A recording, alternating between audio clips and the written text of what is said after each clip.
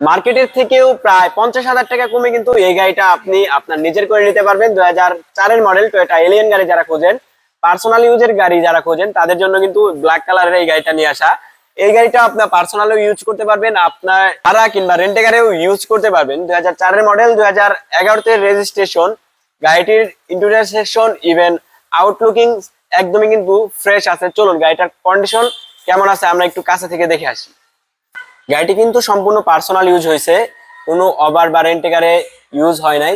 Over বা পাঠা হতে চেক করে দেখতে পারেন গাড়ি কি রেজিস্ট্রেশন করা আছে কিনা। এখানে হেডলাইট কন্ডিশন দেখতে পাচ্ছেন, ইভেন বাম্পার কন্ডিশন দেখতে পাচ্ছেন কতটা ফ্রেশ। সামনের নাম্বার প্লেটটা কিন্তু এখনো ফ্রেশ পাচ্ছেন।